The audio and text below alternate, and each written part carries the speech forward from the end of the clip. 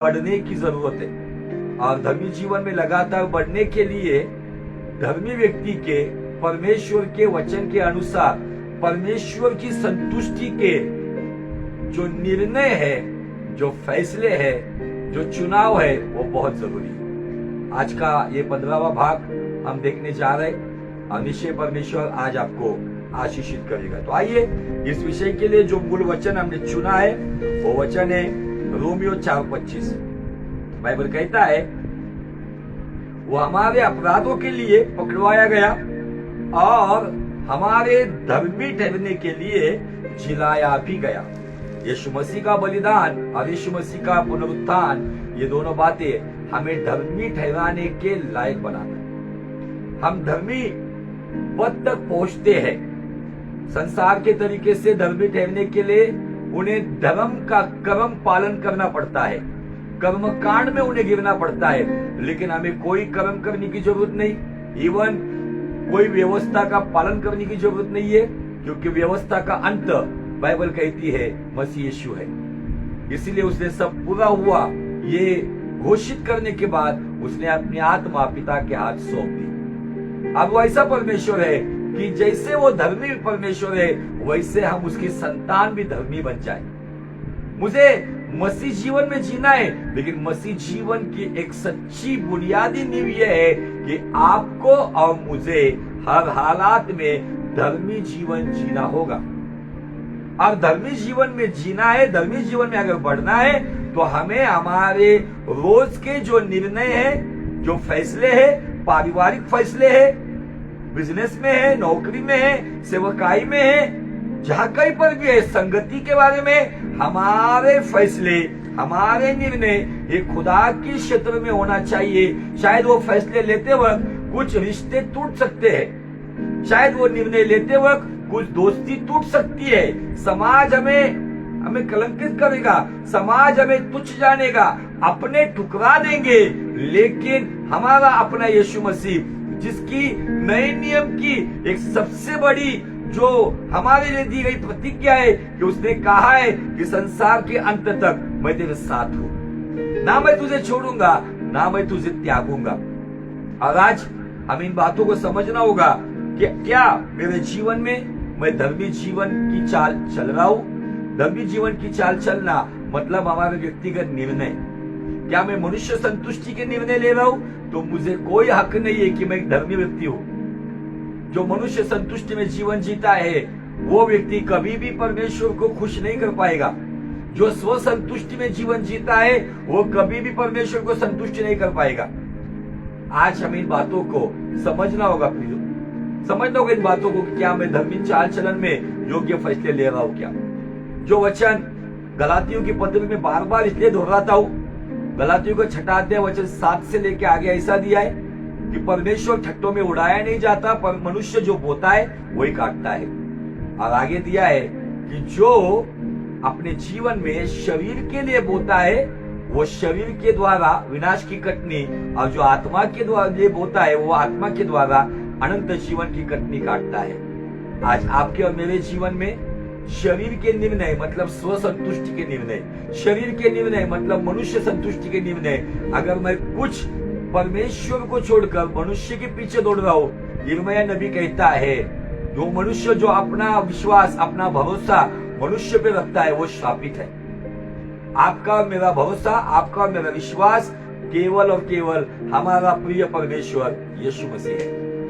कभी कभी इन निर्णयों पर चलने के लिए हमें अपनों को दुखित करना पड़ेगा, हमें अपनों की कुछ बातें सुननी पड़ेगी, लेकिन एक समय आएगा तब यीशु मसीह वो महिमा का ताज आपको और मुझे पहनाएगा और सारे स्वर्गदूतों के सामने और पिता के सामने आपका और मेरा नाम बड़े आवाज में पुकार कर लेगा। Hallelujah, praise the Lord. और धर्मी जीवन की जो नींव है या धर्मी जीवन में जीना क्यों जरूरी है? क्योंकि पुनरुत्थान जो पहला होगा, जिसे रैप्चर कहते हैं, जो यीशु मसीह का मध्य आकाश में आना, जिसे इंग्लिश में रैप्चर कहा गया है, कलीसिया का उठाया जाना कहा गया है, वो पहले पुनरुत्थान में वे ही लोग जाएंगे जो धर्मी जीवन जी रहे हैं और जिन्होंने धर्मी जीवन जीते जीते अपने जीवन का समाप्ति किया है या अंत किया है। वही कब्र से उठाए जाएंगे और वही जिंदा हालात में महिमा के शरीर के साथ पिता परमेश्वर के राज्य में यीशु मसीह उन्हें लेने के लिए आएगा। जब जब भी प्रेरितों के जमाने में पुनरुत्थान के ऊपर जब प्रचार किया है, तब उस प्रचार की धज्जियां उड़ाने की कोशिश यहूदियों ने और अन्य जातियों ने की, अपमानित करने की कोशिश की, उनका हंसी उड़ाया, उनका मजाक उड़ाया जब भी पुनरुत्थान के बारे में बताया। और वही पौलुस, जब हम देखते हैं प्रेरितों की किताब में थोड़ा सा एक वचन को पढ़कर हम कुछ बात समझेंगे। प्रेरितों की किताब में 24 अध्याय और वचन 15 में पौलुस का जो प्रत्युत्तर जो हाकिमों को और वहां के न्यायी लोगों को जो यरूशलेम में और यहाँ जो लोग उनको बताया रहा था, तो 15 वचन में वैसा कहता है, और परमेश्वर से आशा रखता हूं जो वे आप भी रखते हैं कि धर्मी और अधर्मी दोनों का जी उठना होगा। आपको और मुझे ये बात समझनी होगी कि धर्मियों का भी पुनरुत्थान है और अधर्मियों का भी पुनरुत्थान है, लेकिन धर्मियों का पुनरुत्थान यीशु मसीह के द्वारा पिता के राज्य में लेकर जाएगा, लेकिन अधर्मियों का पुनरुत्थान सफेद सिंहासन के सामने खड़ा करते हुए अधोलोक से नरक की अग्नि में जाने का कारण बनेगा। यूहन्ना रचित सुसमाचार 5वां अध्याय और वचन 28 और 29 क्या कहता है, सुनो। यूहन्ना रचित सुसमाचार 5वां अध्याय और वचन 28 और 29 बाइबल कहती है, इससे अचंभा मत करो, क्योंकि वो समय आता है कि जितने कब्रों में हैं वे उसका शब्द सुनकर निकल आएंगे। जिन्होंने भलाई की वे जीवन के पुनरुत्थान के लिए जी उठेंगे, और जिन्होंने बुराई की वे दंड के पुनरुत्थान के लिए जी उठेंगे। इसका मतलब एक पहला पुनरुत्थान है जिसे जीवन का पुनरुत्थान कहा गया है, जो हमें अनंत जीवन में लेकर जाएगा। दूसरा पुनरुत्थान है जो दंड का पुनरुत्थान है, वो अधोलोक से नरक की अग्नि लेकर जाएगा। इसीलिए हमें समझना है, धर्मियों के पुनरुत्थान में मुझे जाना है या अधर्मियों के पुनरुत्थान में मुझे जाना है। मेरा और आपका यीशु मसीह के पीछे चलते वक्त हमारा चुनाव, हमारा फैसला, हमारा निर्णय यही बात है जो मुझे धर्मी के पुनरुत्थान में लेकर जाएगा। अगर ये फैसले, ये निर्णय और ये जो चुनाव अगर संसार के दृष्टिकोण में है, तो निश्चय एक बात समझ लो, हम दुनिया के सामने कितनी भी एक्टिंग करेंगे उसका कुछ फायदा नहीं होगा। जब अधर्मियों के पुनरुत्थान में उठा लिए जाएंगे, वो दंड का पुनरुत्थान मुझे सीधा नरक की अग्नि में लेकर जाएगा। इसीलिए प्रेरितों के जमाने से चेलों ने जी जान तोड़कर यह प्रचार क्यों किया? पौलुस तो कहता है, कैसे भी करके मैं उस पहले पुनरुत्थान का भागी बन जाऊं। प्रकाशित वाक्य में यूहन्ना परमेश्वर का चेला जो वहां पे लिखता है, मेरे ख्याल से प्रकाशित वाक्य 20:4 में, धन्य वे लोग जो पहले पुनरुत्थान में उठा लिए गए हैं, उन पर दूसरी मृत्यु का अधिकार नहीं चलेगा, वो परमेश्वर के पवित्र याजक बनेंगे। Hallelujah, praise Lord. इसलिए अजीजों, हमें धर्मी जीवन जीना बहुत जरूरी है। अगर मैं धर्मी जीवन जीते जीते अगर चलता हूं, तो मुझे फॉलो करने वाले मेरे परिवार के लोग, मेरे कलीसिया के लोग, मेरे आसपास के लोग, उनके ऊपर जो प्रभाव पड़ेगा और उनको धर्मी जीवन की जो अहमियत है ये समझ में आएगी, तो मेरा जीवन का, धर्मी जीवन का चाल चलन किसी और व्यक्ति को बचाने का कारण बनेगा। Hallelujah, praise the Lord. इन सब बातों को मैं इसलिए बता रहा हूं क्योंकि हमारा जो विषय चल रहा है, धर्मी जीवन का महत्व हमें समझना चाहिए।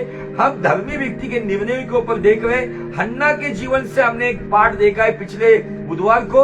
अगला पाठ देखने से पहले मैं कुछ बातें और समझाना चाहता हूँ, इसलिए ये बातें मैं आपके सामने लेकर आया हूँ। और एक बात हमें दानियेल की किताब से दिखती है।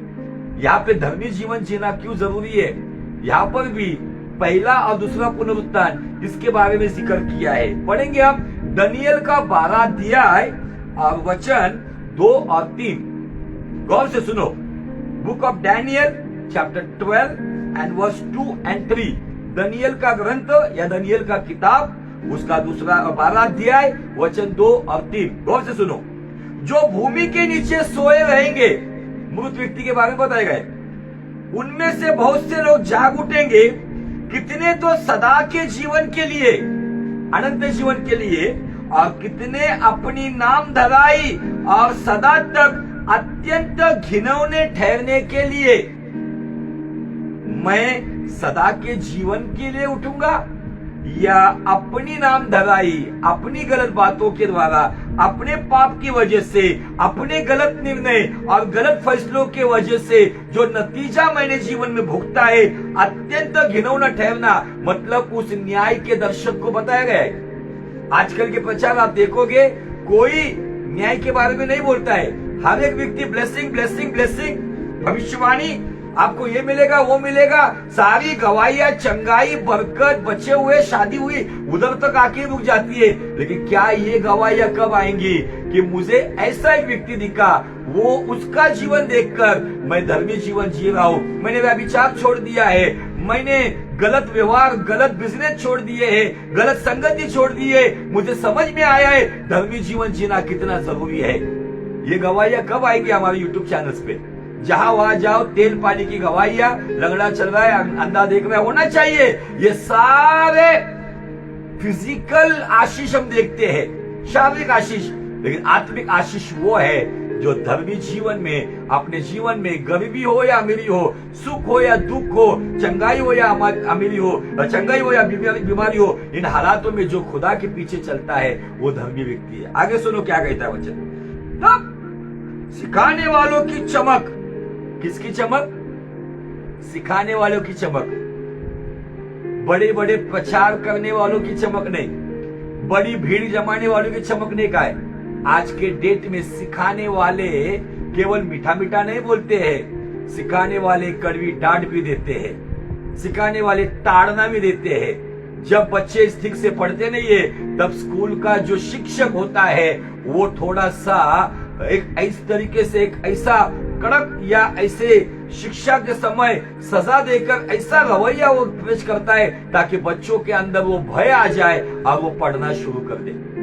बाइबल कहती है यहाँ पे, तब सिखाने वालों की चमक आकाश मंडल की सी होगी, और जो बहुतों को धर्मी बनाते हैं वे सर्वदा तारों के समान प्रकाशमान रहेंगे। परसों एक आदरणीय परमेश्वर के दास प्रभु में सो गए और उनका फ्यूनरल करने के लिए मुझे आमंत्रित किया था। तब सुबह मुझे ये वचन मिला था दानियेल 12:3 में, क्योंकि वो व्यक्ति का जीवन इतना अद्भुत जीवन है, बहुत बड़ी संख्या को उन्होंने धर्मी बनाया। अपने रिश्ते नाते में जितने लोग हैं उनको सुसमाचार सुनाकर उनको मसीह में लाया। इतने लोग रो रहे थे, उनकी कलीसिया के लोग रो रहे थे, सारा शोक का माहौल था। तब सुबह मुझे अर्ली मॉर्निंग ये वचन प्रभु ने दिया और मैंने कलीसिया में फ्यूनरल के वक्त उस जो अंतिम क्रिया जब किया जाती वहां पर कब्रिस्तान के अंदर मैंने इस वचन पे प्रचार किया, तुम्हारा बाप आत्मिक पिता, तुम्हारा चरवा आज प्रभु में चला गया है, लेकिन तुम्हें एक अभिमान होना चाहिए कि तुम्हें उन्होंने धर्मी बनाया और वो आकाश मंडल के जैसे परमेश्वर के राज्य में वो खुद परमेश्वर की चमक बनकर बैठे हैं। Hallelujah, praise the Lord. आज मेरा आपको सवाल है, क्या मेरा जीवन किसी को धर्मी बनाने के लिए काम कर रहा है? हमने थोड़ी देर पहले गीत गाया ना, जलाल हो मेरे जीवन से तुझे जलाल मिले ना, वो डालिए हमेशा कायम रहे जिसकी बुनियाद मसीह यीशु हो। क्या मेरी बुनियाद, मेरी नींव यीशु मसीह है, या केवल मेरा स्व है, या मेरी पहचान है, मेरी धन दौलत है? क्या मेरे जीवन से मैं किसी को धर्मी बनाने का काम कर रहा हूं? आज परमेश्वर के कितने दास काम कर रहे हैं, कितने दास काम करके प्रभु में सो गए हैं। आज आपके और मेरे जीवन में किसी ने कुछ बोया है, इसलिए हम धर्मी चाल चलने की कोशिश कर रहे हैं। और यही चाल चलते चलते अगर हमारा उद्धारक मध्य आकाश में आएगा, जब गुप्त आगमन होगा, उस गुप्त आगमन में वो हमें उठा के लेके जाएगा। यीशु मसीह के गुप्त आगमन में कौन उठा लिया जाएगा, ये भविष्यवाणी कोई माइकल कर नहीं सकता, लेकिन बाइबल कहती है जो धर्मी जीवन जिएंगे वो पहले पुनरुत्थान में परमेश्वर के राज्य में उठा लिए जाएंगे, जिसे जीवन का पुनरुत्थान कहा गया है। मुझे धर्मियों के पुनरुत्थान में हर हालात में पहुंचना है, अधर्मियों के पुनरुत्थान के लिए मैं नहीं जी रहा हूं। जिसका अधर्मी जीवन है वो अधर्मियों के पुनरुत्थान में उसका न्याय हो चुका है। दानियेल नबी ने यीशु मसीह दुनिया में आने से पहले हजारों साल पहले ये भविष्यवाणी कर रखी थी, और ये भविष्यवाणी यीशु मसीह के द्वारा जो एक भीड़ उठा ली जाने वाली है, उसके बारे में यीशु मसीह जन्म लेने से पहले यीशु मसीह मध्य आकाश में आएंगे, उसके बारे में दानियेल ने भविष्यवाणी करके रखी है। सवाल यह है, क्या मैं धर्मियों के पुनरुत्थान में जाऊंगा? धर्मी जीवन जीने के लिए ये प्रचार क्यों अब इतना लंबा दे रहे, इतने एपिसोड क्यों बन रहे? क्योंकि आज के डेट में इंसान को रोटी कपड़ा जो आज उनकी आवश्यकता है, लेकिन प्राथमिकता धर्मी जीवन और धर्मी परमेश्वर है। लेकिन आज लोगों ने उल्टा कर दिया है, उन्होंने आवश्यकता को प्राथमिकता बनाया है और प्राथमिकता को आवश्यकता बनाया। इसलिए जरूरत पड़ने के बाद वो यीशु के पास आते हैं, लेकिन एक धर्मी व्यक्ति को जरूरत हो या ना हो, वो अपने परमेश्वर के साथ वफादारी से उसके पीछे चलता है। वफादार यीशु मुझे बना, वफादार यीशु मुझे बना, वफादार यीशु मुझे बना, वफादार यीशु मुझे बना। हर पल हर क्षण हर घड़ी हर समय वफादार यीशु मुझे बना। हर पल हर क्षण हर घड़ी हर समय वफादार यीशु मुझे बना। तेरा हूँ यीशु मैं तेरा हूँ, तेरा हूँ यीशु मैं तेरा हूँ। हर पल हर क्षण हर घड़ी हर समय तेरा हूँ यीशु मैं तेरा हूँ। ये जीवन हमें चाहिए, हम उसके सामने इस कदर जीवन जिए। मैं जीवित अवस्था में हो या मृत अवस्था में हो, मुझे यकीन होना चाहिए मैं धर्मी जीवन जी रहा हूं, मेरे फैसले योग्य हैं, मैं योग्य संगति में हूं। कभी कभी बिजनेस में मुनाफा कमाने के लिए कुछ मसीह बिजनेसमैन कुछ समय के लिए कुछ गलत समझौता कर बैठते हैं और उनके जीवन में श्राप को वो आमंत्रित करते हैं। कुछ लोग अपने व्यवहारिक जीवन में पारिवारिक जीवन में कुछ गलत समझौते करते हैं। धर्मी व्यक्ति अपना फायदा हो या नुकसान हो, वो परमेश्वर के पक्ष में निर्णय लेता है। वो अकॉर्डिंग टू वर्ल्ड जीवन जीता है, नॉट अकॉर्डिंग टू वर्ल्ड। मेरा जीवन संसार के तरीके से नहीं, क्योंकि मैं संसार का नहीं हूं। मेरे प्रिय परमेश्वर ने मुझे संसार से चुनकर अलग किया है। हम उस राज्य के वारिस हैं, हम उसकी संतान हैं। वहां पे हम एक बड़ी मिरास देने के लिए वो परमेश्वर आने वाला है। उन्हीं को मिरास मिलेगी जो उसके साथ धर्मी जीवन में वफादार है। आइए नीति वचन का 10वां अध्याय वचन 1 को पढ़कर वचन 4 को पढ़कर हम हन्ना के पास चलेंगे, क्योंकि हन्ना का एक 15 मिनट का एक पॉइंट बचा हुआ है, वो बताकर मैं इस टॉपिक को पूरा टॉपिक को नहीं, आगे और कुछ बातें हम देखेंगे, उन बातों पर अध्ययन करेंगे। आइए हम पढ़ेंगे नीति वचन 10वां अध्याय और वचन 6। धर्मी पर बहुत से आशीर्वाद होते हैं, परंतु उपद्रव दुष्टों के मुंह छा लेता है। धर्मी को स्मरण करके लोग आशीर्वाद देते हैं, परंतु दुष्टों का नाम मिट जाता है। और मैंने पिछले वक्त बताया कि थोड़ा सा यहाँ पे विश्लेषण इस वचन का किया है नीचे। मूल में धर्मी पर मतलब धर्मी के सिर पर आशीष हमने देखा है। आजकल आशीष बोलो तो धन दौलत, गाड़ी बंगला, नौकरी, शोहरत, बिजनेस, इन्हीं बातों को आशीर्वाद या आशीष कहा जाता है। लेकिन बाइबल में एक ऐसी आशीष है जो आशीष कहती है धर्मी के सिर की आशीष। ये सिर की आशीष क्या है पता है? हम धर्मी जीवन जीते जीते कभी कभी हम परमेश्वर के पक्ष में फैसले लेते हैं। लोग हमें जलील करते हैं, लोग हमें ताना मारते हैं, लोग हमें अपमानित करते हैं। कुछ हालात हमारी ऐसी होती है कि हमारा सर शर्म के द्वारा या किसी के बोलने के द्वारा कभी कभी या प्रभु के स्वभाव में क्षमाशील जीवन जीते वक्त हम कभी कभी गर्दन झुका देते हैं। लेकिन धर्मी परमेश्वर उस धर्मी व्यक्ति के सिर को आशीषित करता है, मतलब वो झुके हुए सर को वो ऊंचा उठाता है। और यही बात हम हन्ना के जीवन से देखते हैं।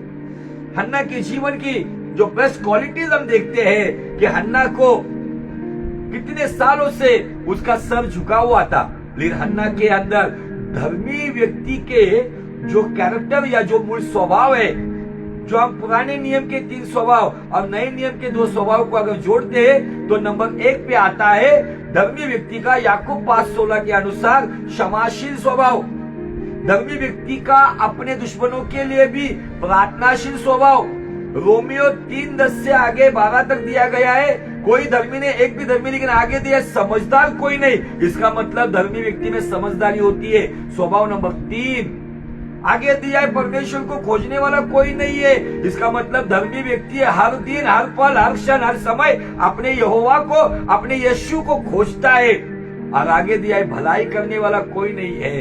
5वां स्वभाव भलाई करना, क्षमाशील, प्रार्थनाशील, समझदार, खुदा का खोजी, और आखिरी दिया है भलाई करने वाला। ये 5 स्वभाव जिस व्यक्ति के अंदर काम करते हैं ना, यही बातों का पुख्ता सबूत है कि ये व्यक्ति धर्मी चाल चल रहा है। अगर मैं मेरे सताने वालों को, मेरा बुरा करने वालों को, मेरे खिलाफ जाने वालों को, मुझे ताने मारने वालों को, मेरे नुकसान करने वालों को अगर मैं क्षमा नहीं कर सकता हूं, तो मुझे कोई राइट या कोई अधिकार नहीं कि यीशु के संतान कहलाने का। क्योंकि प्रभु ने उसकी प्रार्थना में भी यही बात बताई है। और जब बंद खोली में पुनरुत्थान के बाद चेलों के बीच में यीशु प्रकट हुआ, तब पवित्र आत्मा फूंक कर उन्होंने दिया और कहा स्वीकारो। और आगे दिया है कि अगर तुम क्षमा नहीं करोगे तो क्षमा बाकी रहेगी। ये 5 स्वभाव हमें हन्ना के जीवन में दिखते। हन्ना सताई गई, हन्ना को चिढ़ाया गया, हन्ना को वहां पे जलील किया गया, हन्ना को बांझ बांझ कहते हुए पनिन्ना ताना मार रही थी, लेकिन हन्ना इन बातों से हिली नहीं। हन्ना अपना प्रार्थना जीवन हन्ना ने बंद नहीं किया। हन्ना ने अपनी सौत पनिन्ना के खिलाफ अपशब्द या गलत अल्फाज निकालकर उसने उसको जलील के बदले जैसे को जैसा उसने उसका हिसाब नहीं किया।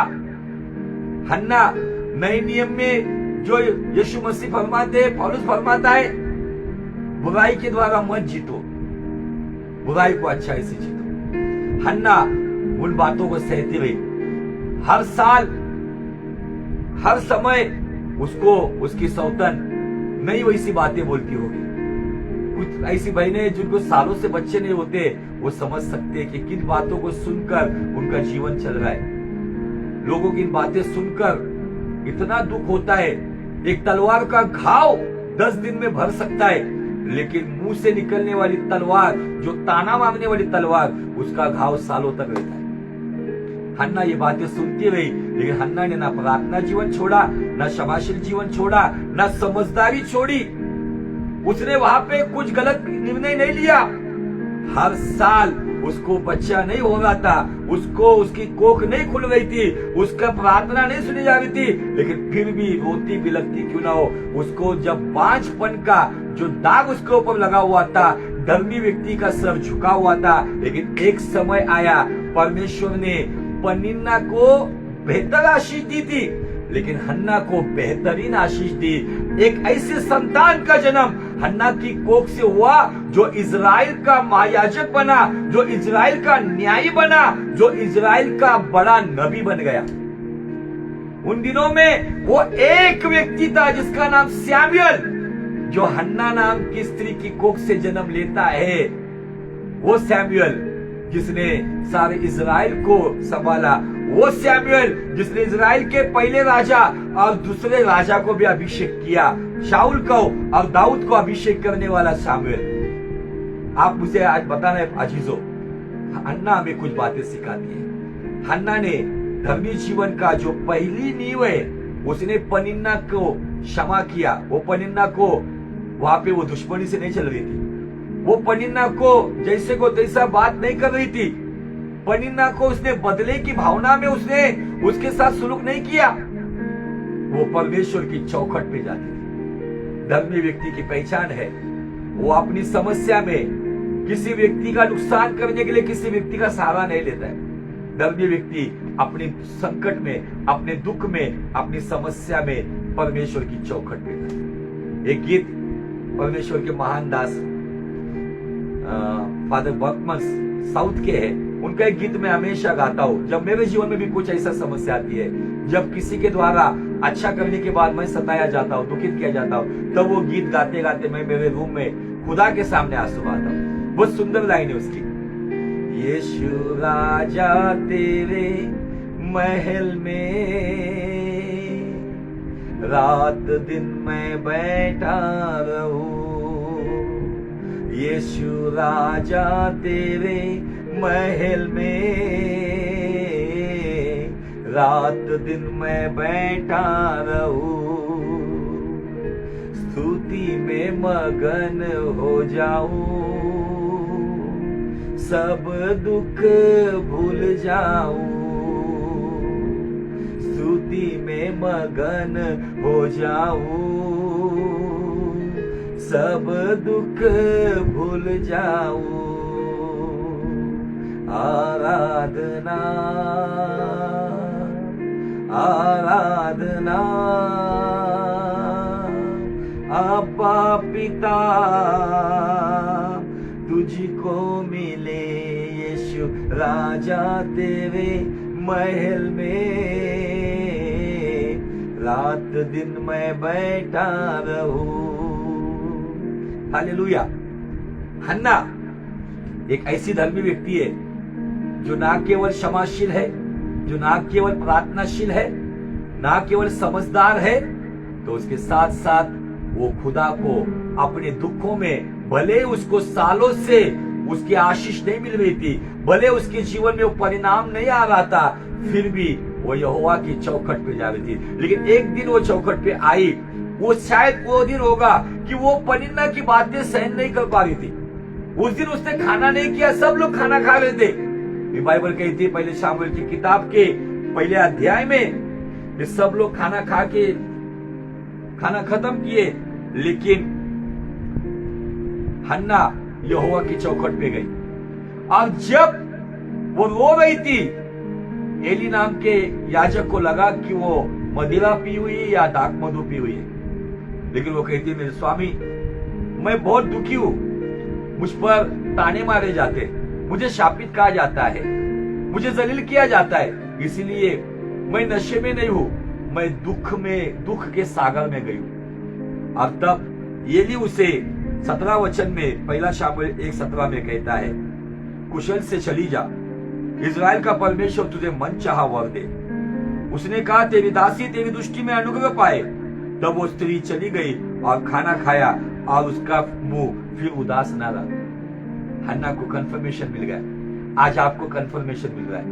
आप परमेश्वर आज आपको उसके कलाम के द्वारा तसल्ली दे रहा है, जिनकी मैं बच्चे होने वाली कोख के बारे में नहीं कह रहा हूं अभी, जो बांझपन का जो श्राप, आज कितने लोग हैं जिनके बरकत को बांझ का श्राप लगा हुआ है, इतने सालों से कर्जे में है और उनकी जो बरकत की क्षेत्र की आशीष है वो नहीं मिल रही। आज कितने परिवार के अंदर सुख शांति समाधान के बीच में, उनके सुख शांति समाधान में कहीं ना कहीं वो बांझपन का श्राप है।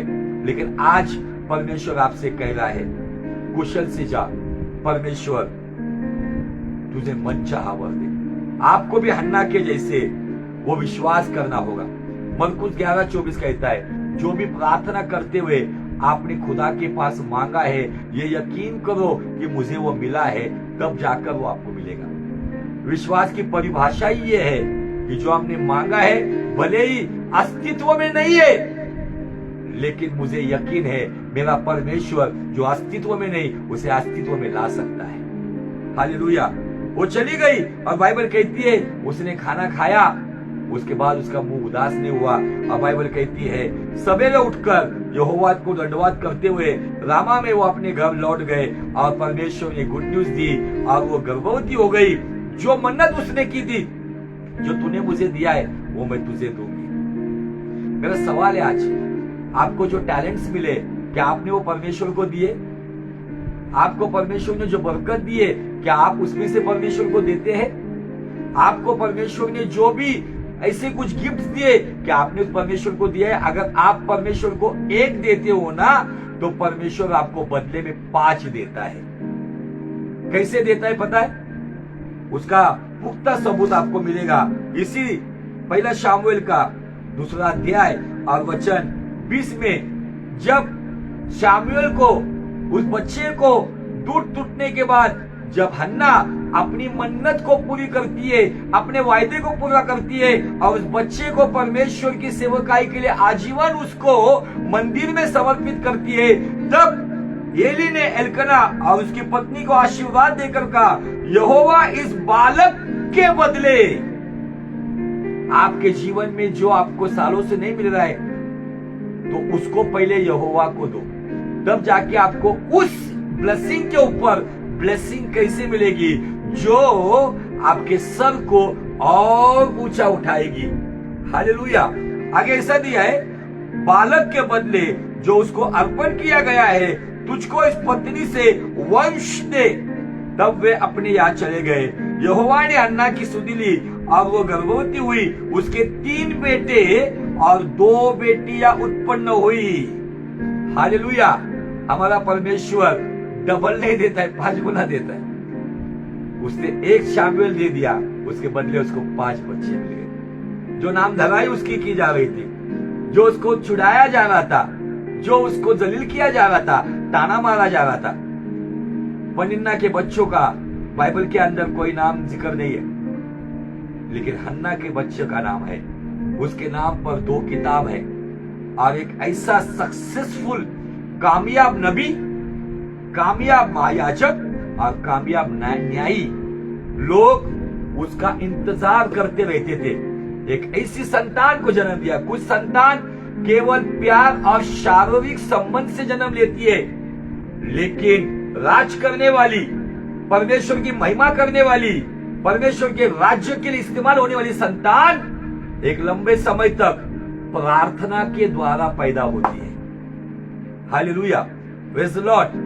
आपको ऐसी संतान को जन्म देना होगा। फिर वो शारीरिक संतान हो सकती है या आत्मिक संतान, जो आप सेवकाई करने वाले सेवकगण है, उनके लिए भी यही लागू होता है। हन्ना, इस बच्चे के जन्म के बाद हन्ना ने प्रार्थना की और प्रार्थना में बहुत बड़ी प्रार्थना है, लेकिन इसी 1 शामुएल 2 अध्याय वचन 8 में वो कहती है, वो कंगाल को धूल में से उठाता और दरिद्र को धूले में से निकाल खड़ा करता है, ताकि उनको अधिपतियों के संग बिठाए और महिमा युक्त सिंहासन के अधिकारी बनाए।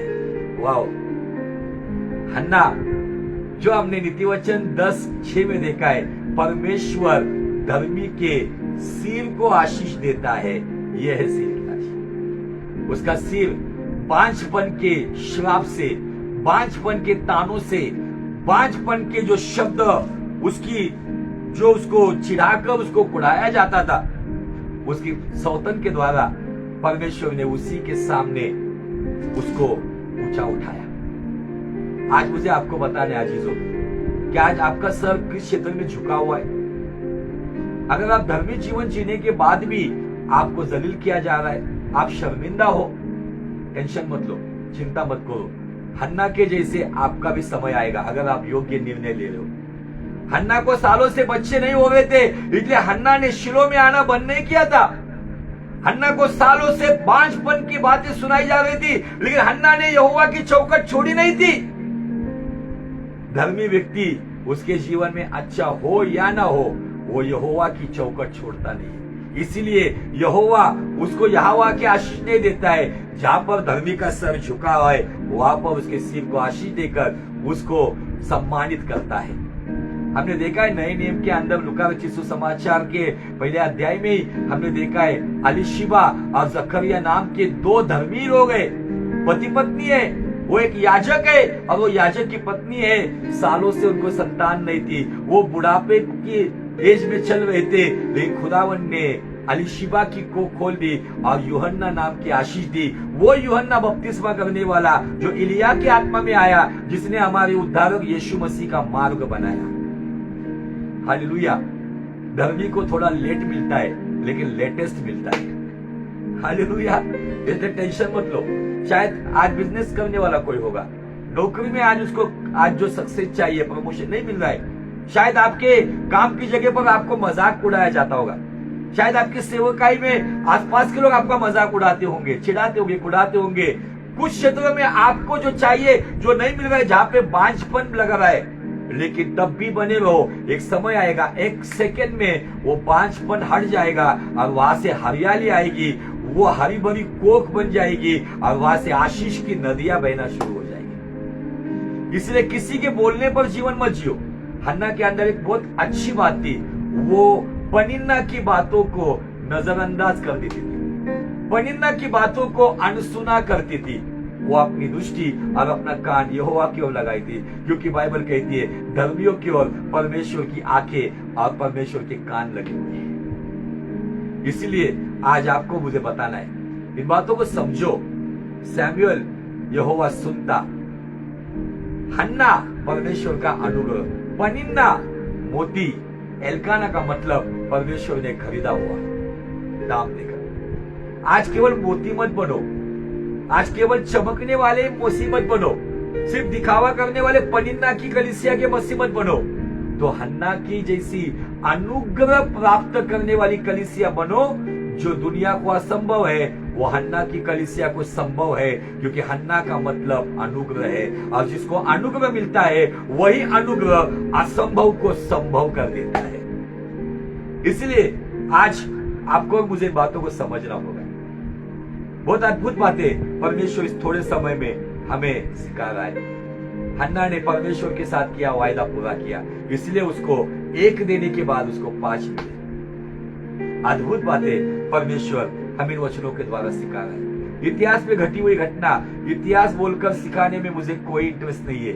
इतिहास की बातें आज वर्तमान में मुझे क्या बता रही है, ये बातों की सीख लेकर मुझे परमेश्वर के पीछे चलना होगा। इसलिए यीशु के लहू के द्वारा उद्धार पाए हुए धर्मियों, अपने जीवन के चुनाव को चेक करो। स्पेशली मेरी बहनों, जो जवान बहनें हैं, अपने जीवन के लिए विवाह का जो जीवन साथी आप खोज रहे हो, अन्य जाति में मत खोजो, अच्छी पर्सनैलिटी वाला मत खोजो, अच्छे सुंदर दिखने वाला मत खोजो। अगर खोजना है तो पहले अपने यहोवा को खोजो, जो रेबेका को खोजकर चुनकर इसहाक देता है, जो इसहाक को चुनकर खोजकर अपनी रेबेका देता है। Hallelujah, praise the Lord. जल्दबाजी में बहुत सारे लोग अन्य जातियों के साथ विवाहबद्ध होते हैं और बाद में पछताना पड़ता है, फिर डिवोर्स की नौबत आती है, फिर सालों साल वैसे रहना पड़ता है, फिर बीच में पैर फिसल जाता है, वह विचार की संगति में चले जाते हैं। जवानों, अपने दोस्तों को देखो, जिस दोस्त के साथ मैं दोस्ती कर रहा हूं, क्या उसके द्वारा मैं धर्मी चाल चलने में आज कामयाब हूं, या उसके द्वारा मेरे विचार कहीं ना कहीं दूषित या मैले हो रहे? क्योंकि पौलुस कहता है कुसंगति से नीति बिगड़ जाती है। आपको मुझे योग्य संगति में रहना होगा। परिवार में हम कैसे रह रहे? परिवार में कुड़कुड़ाहट कर रहे हैं क्या? गाली गलौज हो रही है क्या? किसी का न्याय किया जा रहा है क्या? इन बातों को भी देखना होगा। सेवकाई कर रहे लेकिन जो प्रतिफल चाहिए नहीं मिल रहा है, तब भी रुके रहो। परमेश्वर अगर एक रात में एक राष्ट्र को जन्म दे सकता है, तो खुदावन कुछ सेकंड में आपकी सेवकाई के पूर्व पश्चिम उत्तर दक्षिण चारों साइड से दरवाजे खोल सकता है। बने रहो। नीतिवचन 10:6 के अनुसार परमेश्वर धर्मी के सिर को आशीष, वो सिर के आशीष का इंतजार करो।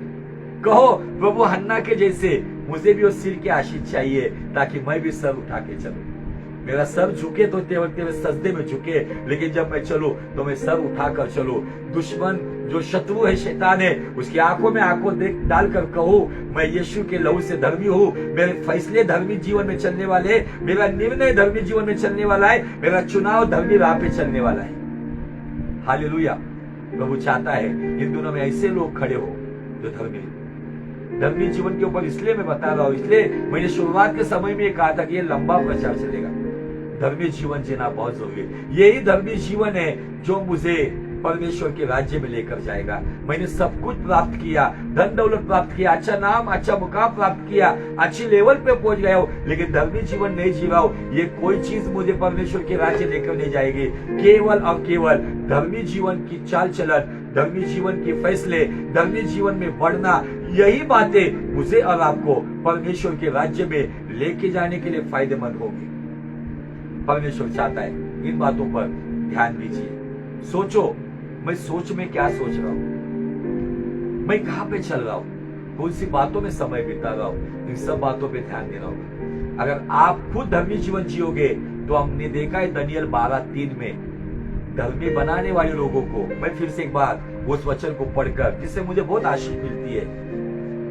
दानियेल 12:3, तब सिखाने वालों की चमक आकाश मंडल की सी होगी, जो बहुतों को धर्मी बनाते हैं वे सर्वदा तारों के समान प्रकाशमान रहेंगे।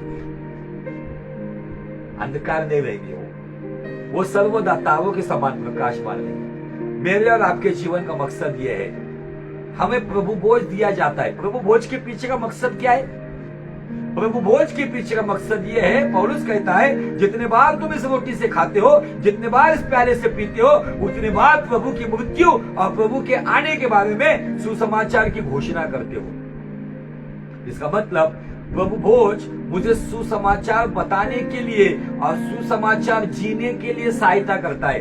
फिलिपियों 1:27 में इसे लिखा है, सुसमाचार को जो शोभा देता है उसके अनुसार चाल चलन रखो।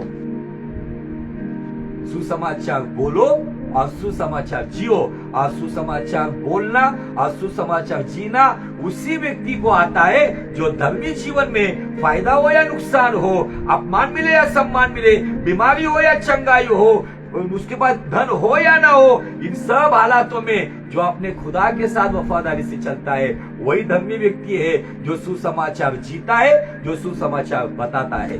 मैं और आप 5वें गॉस्पेल है, 5वां शुभ वर्तमान है, 5वां सुसमाचार है। मत्ती, मार्क, लूक, यूहन्ना, ये 4 सुसमाचार हो गए, लेकिन मैं और आप इस संसार को धर्मी बनाने के लिए, पापियों के बदलने के लिए, मैं और आप 5वां सुसमाचार है। Hallelujah, praise the Lord. खुदावंद चाहता है इन दिनों में इन बातों पर हम गंभीरता से सोचें। क्या मैं धर्मी जीवन की चाल चल रहा हूं? क्या मेरा बात करना, क्या मेरे जीवन के जीना, क्या किसी को आज मसीह से दूर लेके जा रहा है या मसीह के करीब ला रहा है? सोचो इन बातों पर। हन्ना ने हमें बेहतरीन बात बताई है। इतनी सब बातें होने के बाद भी हन्ना पनिन्ना के प्रति क्षमाशील थी।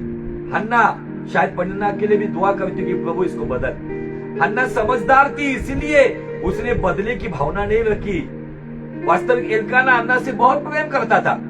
वो चाहती तो वहां से वो अलग हो सकती थी पनिन्ना से अपने पति को लेकर, लेकिन वो वहीं पर रही, सुनती रही, सहन करती रही।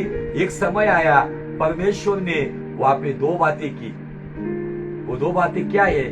धर्मी का सर ऊंचा उठाया, धर्मी के सर को आशीष दिया, हन्ना के सिर को ऊंचा उठाया और पनिन्ना का मुंह बंद कर दिया। आज जो लोग आपके खिलाफ आपको चिढ़ाते, कुड़ाते, अपमानित करते, जलील करते, ताने मारते हैं ना, प्रभु एक दिन ऐसा करेगा, उनका मुंह बंद हो जाएगा। अगले सप्ताह में हम नए नियम की एक स्त्री को देखेंगे जिसका धर्मी जीवन का चाल, उसका धर्मी जीवन का चाल चलन उसको आशीष देकर गया। यीशु मसीह ने खुद आशीष दी। प्रभु करे इस कलाम के द्वारा, इस वचन के द्वारा आपको बहुत आशीष दे और धर्मी जीवन में चलने के लिए ये वचन आपकी सहायता करे। धर्मी जीवन में लगातार आगे बढ़ने के लिए ये वचन आपको अगुवाई करे।